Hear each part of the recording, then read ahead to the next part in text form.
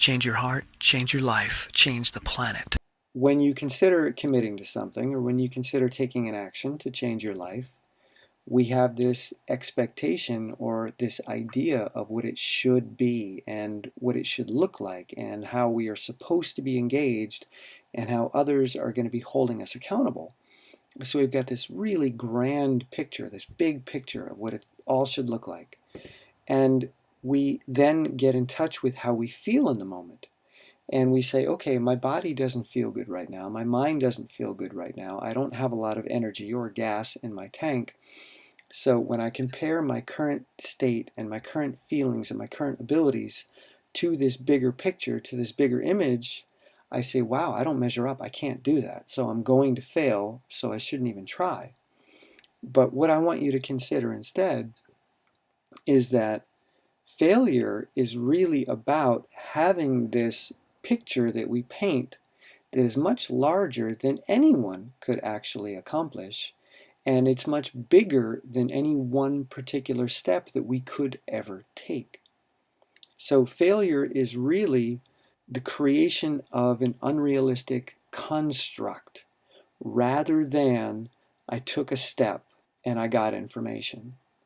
So failure is I can't take a step because I can't measure up to the construct, or I took a step and there were expectations in place either by me or by others, and now I'm upset, they're upset, I got hurt, they got hurt.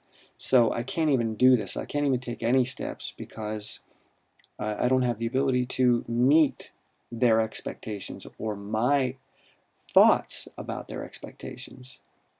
So what I want to suggest, instead of seeing action like that, or instead of seeing failure as an inevitable outcome, I want you to consider that we do have to acknowledge where we are, we do have to acknowledge what we feel, and we do have to acknowledge our energy levels and take them into consideration, and therefore build steps and build actions that are in alignment with those feelings in those states. So rather than saying, I have to take a step on par with the steps that they think are acceptable, no, I instead have to take a step that's on par with what I'm currently able to do. And it's going to be smaller than what I think they expect.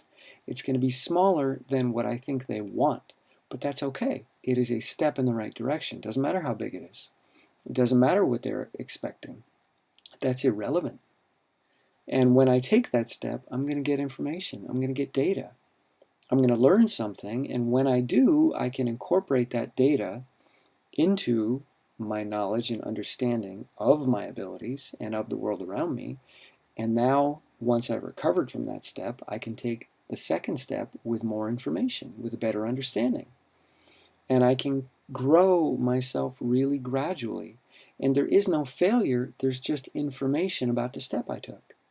So maybe I wanted to do this, I tried it, and I didn't quite get there. Okay, that's not failure. That's just information that I don't currently have the amount of energy for a step that large. Or I expected the environment to show up in a way that maybe was unrealistic.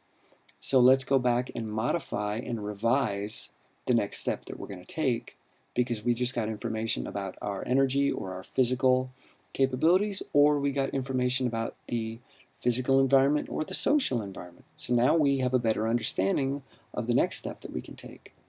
And if we keep doing that, we're going to keep getting more information.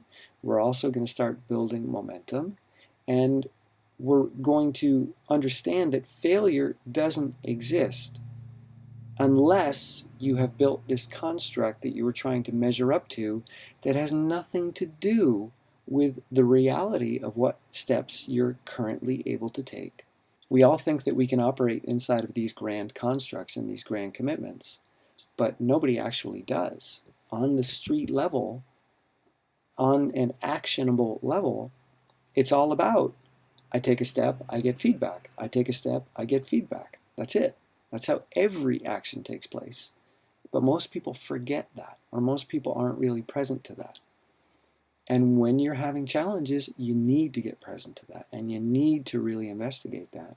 And when you do, you see that failure doesn't exist. unless you're trying to measure up to a construct that has nothing to do with your current reality. So we don't have to worry about following through. We don't have to worry about commitments because we're not committing. We're simply taking steps. And we're growing and we're learning as we do so. And after we've taken those steps for a while, we now have more ability. We now have a greater understanding. We now have momentum. We now have the ability to tolerate a bit more physically because our body has grown and our mind has grown, and we've learned how to work with our discomfort rather than always seeing it as an obstacle that prevents us from taking action. This is what exercise is all about. Me as a runner, the discomfort never goes away. Racing, wow, there's a whole lot of discomfort when you race, but you just learn how to work with it rather than thinking, oh, I need to avoid that because there's a lot of discomfort. So you build a greater and greater tolerance for discomfort, and you learn how to be more and more gentle with yourself in the midst of that discomfort. And the more you do that, little step by little step, the more you're able to do regardless of how you feel. And then suddenly you find yourself doing some pretty extraordinary things that might be really uncomfortable physically and emotionally, but yet you're able to do them. But you don't expect yourself to do that right away. You realize that's a process. That's a journey that I'm going to go on. And if I allow myself to be gentle on each step of that journey, eventually I'll be able to do great things. And it won't require that I feel good in order to do them. I can even do them when I feel bad. When it comes to snacking, this can be a challenge because we never allow our body to go into a state of hunger. We never allow our body to switch into a different way of being. We're always working in a fed state, and that feels good, but we're not supposed to feel good all the time.